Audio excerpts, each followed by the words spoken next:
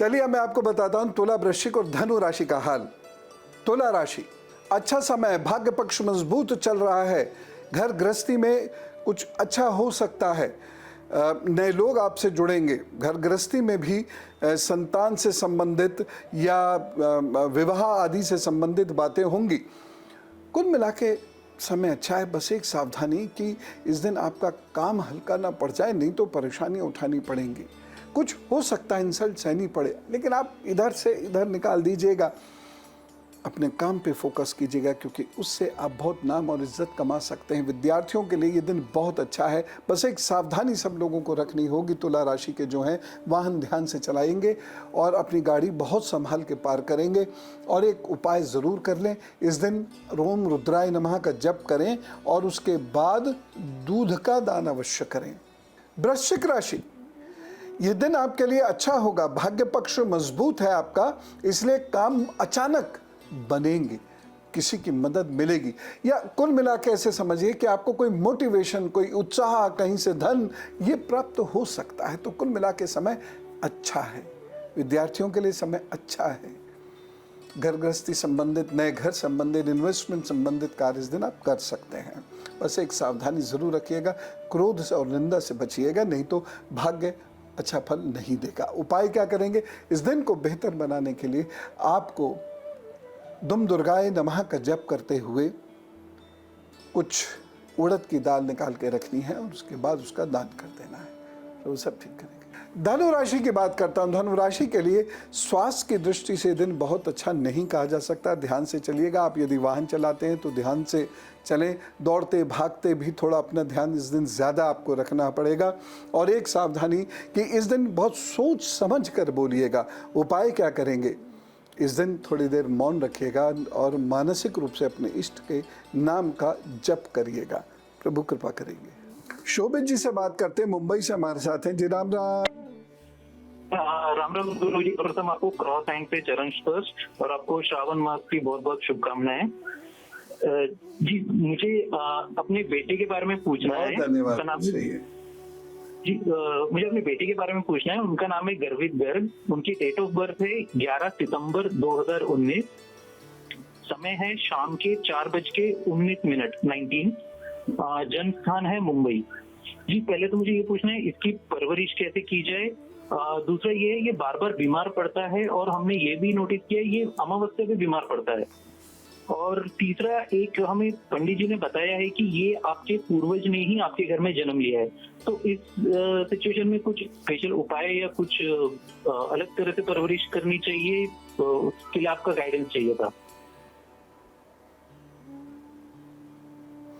सुनिए, पहली चीज इनको एक चांदी की चेन पहना दीजिए। दूसरी चीज, खट्टी और ठंडी चीजों से इनको दूर रखिए जब तक ये 20 वर्ष के ना हो जाएं तब तक। और रोजाना इनको, अभी तो ये थोड़े से छोटे हैं, लेकिन इनकी छाती पर हल्का सा गर्म तेल की मालिश रोजाना कर दिया कीजिए। जब ये थोड़े से और बड़े हो जाएं तो कच्ची हल्दी के रस को गुनगुने पानी में मिलाकर इनसे कुल्ला करवाया कीजिए, गार्गल्स करवाया कीजिएगा, ये स्वस्थ रहेंगे।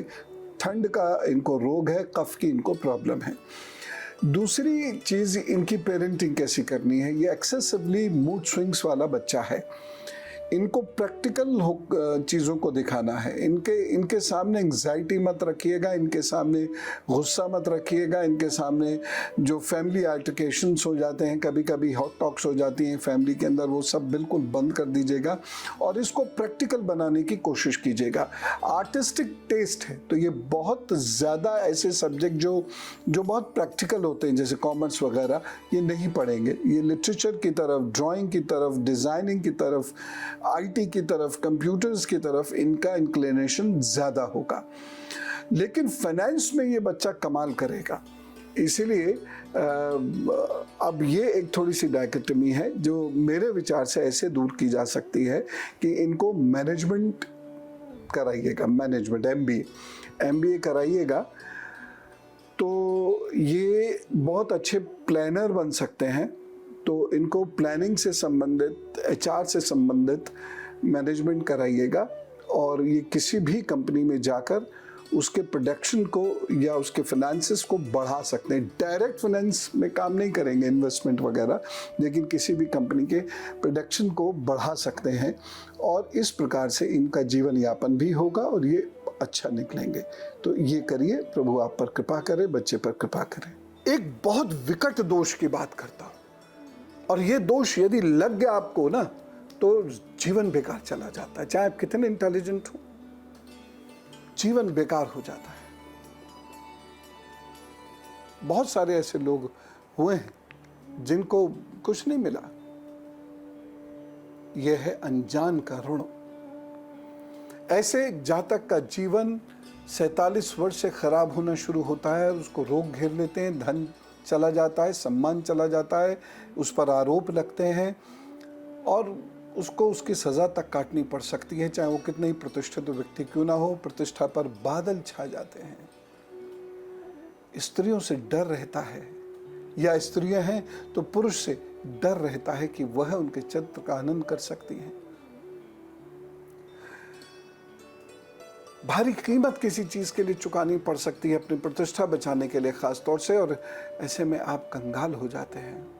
आपका कुत्ता कहीं खो जाता है, आपके नाखून खराब होने लगते हैं, दोस्त भी दुश्मन बन जाते हैं, दुश्मनी निभाते हैं, स्मरण शक्ति कमज़ोर होने लगती है, गलत निर्णयों के कारण बहुत कष्ट झेलना पड़ता है। ये दोष उन लोगों को ज़्यादा लगता है जो धोखाधड़ी करते हैं, मित्रों को धोखा देते हैं, लोगों को धोखा देते हैं, बुज़ुर्गों को धोखा देते हैं, अपने गुरु को, अपने शिक्षकों को धोखा देते हैं। ऐसे लोगों के घर के पास दक्षिण में कोई कब्रिस्तान या शमशान या भट्टी स्थापित हो जाती है। ये एक लक्षण है, उससे हटवाने की बात नहीं कर रही, ये मैं बता रहा हूँ एक लक्षण है। घर के मुख्य द्वार की दहलीज के नीचे गंदा पानी हमेशा मरा रहता है। ये दोष पनपने नहीं देता, आप चाहे कुछ कर लें। ये वाले जो उपाय हैं सिर्फ यही काम करेंगे। जीवन में शुचिता रखें, जीवन में ईमानदारी रखें, जीवन में पारदर्शिता रखें। जिसको भी किसी कारण से अनजाने जाने धोखा दिया हो आपने, आज मेरी बात मान के उनका या उनके परिवार का भला कर दें। जिसकी प्रतिष्ठा में आपके कारण हानि हुई हो, अब से उसका भला करना शुरू कर दें, मेरी बात मानकर। जिससे संबंध तोड़कर आपने उसका नुकसान किया हो, उससे संबंध जोड़कर उसकी प्रतिष्ठा स्थापित करने की कोशिश करें, मेरी बात मान लीजिए। सीधे साधे लोगों के लिए ढाल बनकर खड़े हों। अमावस्या वाले दिन परिवार के हर सदस्य एक एक नारियल इकट्ठा करके पानी में प्रवाहित करें। किसी की निंदा एकदम बंद कर दीजिएगा। ससुराल से संबंध मधुर कीजिएगा, और यदि ये दोष बहुत प्रभावित करे तो सर पर शिखा रख लीजिएगा। कुछ लोग ऐसे होते हैं जिनके घर में यदि विवाह है तो बहुत संकट आता है विवाह के कार्यक्रमों में, और बहुत धनवान होते हुए भी जातक अचानक बर्बाद हो जाता है, उसका सब लुट जाता है, या पुत्र का जन्म होते ही उसे दुर्भाग्य अपनी चपेट में ले लेता है।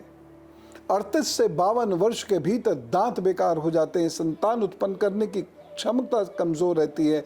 ऐसे व्यक्ति का छोटे बच्चों से बैर रहता है, छोटे बच्चों का अहित करता है। ये सारे लक्षण यदि आपके अंदर हैं तो आप बहन बेटी के ऋण से दोष युक्त हैं और आपकी जिंदगी में खुशी नहीं आएगी। ऐसे व्यक्ति को क्या करना चाहिए? कुछ उपाय हैं, वो ज़रूर करना चाहिए, नहीं तो बहन बेटियों की वजह से ऐसे व्यक्ति को बहुत कष्ट उठाना पड़ता है। घर के सभी सदस्य मिलें और 51 कौड़ियाँ जो पीले रंग की हों, उस पर अच्छे से गौ माता का घी डालें, फिर उसको प्रज्वलित करें, कूट कर उसकी राख बना लें, और वो फिर सभी लोग मिलकर उसे बहते हुए पानी में प्रवाहित करें। ऐसे लोगों को प्रतिदिन दिन में 3 बार ब्रश करना चाहिए, दांतों को साफ रखना चाहिए, और यदि परेशानी बहुत हो तो नाक छिदवानी चाहिए। ठीक है, मान लीजिए कि अगर आप पुरुष हैं, नहीं छिदवा सकते हैं, अजीब सा लगेगा, तो गाय को नियमित रूप से हरी सब्जियां खिलाइए। जी, लाभ हो जाएगा, अन्यथा नहीं होगा। आप पूरे जीवन संघर्ष करेंगे तब भी नहीं। एक और गंभीर दोष के बारे में चर्चा करना चाहता हूं। जो लोग किसी के बारे में झूठ बोलकर किसी की प्रतिष्ठा की हानि करते हैं या किसी की प्रतिष्ठा कब्जाने की कोशिश करते हैं, चाहे वो कुछ भी अस्ते का पालन कर रहा है, मतलब मान लीजिए किसी ने कुछ लिखा, आपने अपने नाम से छपवा दिया, किसी की कोई बात हुई, आपने अपने नाम से कह दी। अगर इस चीज का भी आप प्रयोग अपने जीवन में करते हैं या किसी की संपत्ति पर कब्जा करते हैं, तो शनि इतना कुपित होता है कि ऐसे व्यक्ति को अपना सर्वनाश अपनी आंखों से देखना पड़ता है। परिवार पर विपत्तियों का पहाड़ टूटता है। बच्चों का स्वास्थ्य, आयु, करियर तबाह होते हुए ऐसे लोगों को देखना पड़ता है। बच्चों की दुर्घटना ऐसे लोगों को देखनी पड़ती है। अग्निकांड से प्रभावित होते हैं और घर का कोई हिस्सा जरूर ढह जाता है, जिसको बनाना इतना आसान नहीं हो पाता। सर, पलक और भौं के बाल झड़ जाते हैं। ऐसे लोग बार बार मतलब घटनाओं की एक श्रृंखला होती है। इन लोगों को मेन स्ट्रीम से दूर रहना पड़ता है। कुछ उपाय जरूर कर लीजिएगा इससे पहले कि पूरी तरह बर्बादी हो। कभी भी किसी से मुफ्त का सामान मत लीजिए। यदि किसी का कोई सामान अवैध रूप से कब्जाया है, हिम्मत कीजिए, लौटा दीजिए, आपको लाभ होगा। 100 मछलियों का भोजन हर शनिवार को आपको देना है।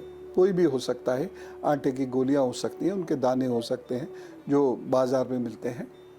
100 मजदूरों को भोजन जरूर कराना चाहिए और घर के लोग बबूल की दातुन से दांत साफ किया करें। खासतौर से शनिवार को जरूर कर लें, क्योंकि ये बड़ा गंभीर दोष है। इसके परिणाम बहुत खतरनाक होते हैं और हम ना ये सोचते हैं कि कुंडली हमारी ठीक ठाक है, लेकिन ये दोष क्यों? सब कुछ ठीक है, लेकिन हमारा काम क्यों नहीं बन रहा? देखिए, शरीर शुरू होता है और पूर्ण होता है, लेकिन आत्मा ना आदि है ना अनंत है। आत्मा का प्रारंभ और अंत किसी को नहीं मालूम। इसलिए आत्मा के समस्त क्रियाएं, कार्य, कर्म, ये सब उसके साथ चलते हैं। इसलिए हम धोखा भी खाते हैं, हम परेशानी भी झेलते हैं। अब हम कहते हैं जब कि ये पूर्व जन्म के काम है, वो शरीर के हिसाब से। आत्मा का कोई पूर्व जन्म नहीं, आत्मा तो निरंतर है, सतत है। तो मैंने आपको आज जो महत्वपूर्ण बात बताई है वो आप ज़रूर मान लीजिएगा, नहीं तो अगर ऐसे लक्षण हैं और आप उपाय नहीं करेंगे, तो बृहस्पति के उपाय मैंने अभी बताए ऊपर नहीं करेंगे, तो आप बच नहीं सकते। सीधी सीधी बात है।